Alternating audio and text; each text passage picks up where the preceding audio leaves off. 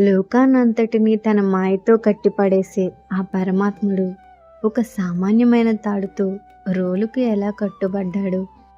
అసలు యశోదమ్మ ఎన్ని తాళ్ళు కలిపి కట్టినా ఆ తాడు ప్రతిసారి సరిగ్గా 2 అంగుళాలు తక్కువ ఎందుకు వచ్చేది? ఈరోజు ఆ మధురమైన దామోదర లీల గురించి మరియు ఆ 2 మధ్య చెట్ల వెనుక ఉన్న రహస్యం గురించి వివరంగా తెలుసుకుందాం. అందరికీ నమస్కారం. పీస్ఫుల్ స్టోరీస్ తెలుగు ఛానల్కి స్వాగతం.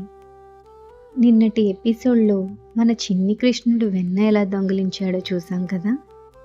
ఆ అల్లరి ఇక్కడితో ఆగలేదండి.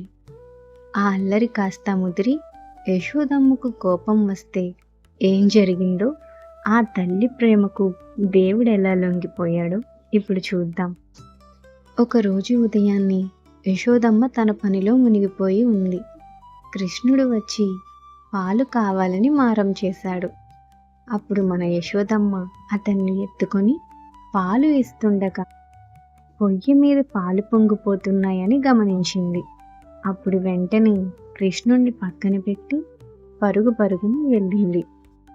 అప్పుడు ఏం జరిగిందో తెలుసా? మన చిన్ని కృష్ణయ్యకు కోపం వచ్చేసింది. నన్ను వదిలేసి వెళ్తావా అని పక్కనే ఉన్న వెన్న కుండలను రోకలితో పగలగొట్టేశాడు. అంతటితో ఆగకుండా ఆ వెన్నను కోతులకు పంచుతూ అల్లరి మొదలుపెట్టాడు. ఈలోపు మన యశోదమ్మ వచ్చి చూసేసరికి ఇల్లంతా వెన్న, పగిలిన కుండలు. చేతిలో కర్ర పట్టుకుని కృష్ణుని పట్టుకోవడానికి పరుగు తీసింది. లోకాన్నంతా పరిగెత్తించే ఆ దేవుడు తల్లికి దొరకనట్టు ఎంతసేపు పరిగెత్తాడో తెలుసా? చివరికి ఆ తల్లి అలసిపోవడం చూసి తనంతట తానే దొరికిపోయాడు.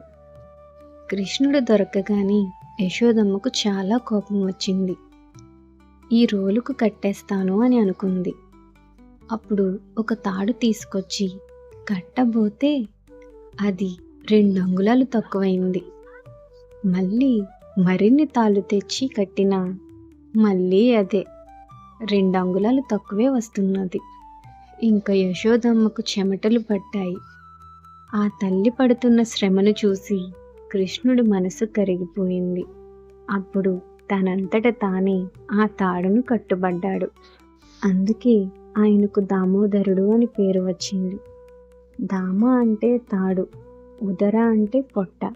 తాడుతో పొట్టను కట్టబడినవాడు కాబట్టి దామోదరుడు అని పేరు వచ్చింది. ఇక మన చిన్ని కృష్ణుణ్ణి యశోదమ్మ రోకలికి కట్టేసి లోపల పని ఉందని వెళ్ళింది. అప్పుడు మన కృష్ణయ్య ఆ రోలును లాక్కుంటూ పెరట్లోకి వెళ్ళాడు. అక్కడ 2 పెద్ద మద్ది చెట్లు ఉన్నాయి. ఆ చెట్ల మధ్యగా వెళ్తుంటే వెనుక ఉన్న రోలు ఇరుక్కుపోయింది. కృష్ణుడు ఒక్కసారిగా గట్టిగా లాగాడు. అంతే, ఆ 2 చెట్లు కూలిపోయాయి. ఆ చెట్లలో ఉన్న శాపగ్రస్తులకు మోక్షం లభించింది. చూసారా, దేవుడు కట్టబడడంలో కూడా ఒకరికి మేలు చేయాలనే ఉద్దేశమే ఉంది. ఈ కథ మనకు చెప్పేదేమిటంటే, భగవంతుణ్ణి శక్తితోనో కోపంతోనో మనం ఎప్పుడూ లొంగదీసుకోలేము. కానీ యశోదమ్మ లాంటి నిష్కల్మషమైన ప్రేమతో ఆయన్ని మన హృదయానికి కట్టిపడేయగలం. ఈ కథ మీకు నచ్చితే లైక్ చేసి జై శ్రీకృష్ణ అని కామెంట్ చేయండి. వచ్చే ఎపిసోడ్లో గోకులంలోని ప్రజలందరూ అకస్మాత్తుగా బృందావనానికి ఎందుకు తరలి వెళ్ళారో తెలుసుకుందాం. ఆ కథ ఇంకా ఆసక్తికరంగా ఉంటుంది. మిస్ అవ్వకండి. సబ్స్క్రైబ్ చేయడం మర్చిపోకండి. ధన్యవాదాలు.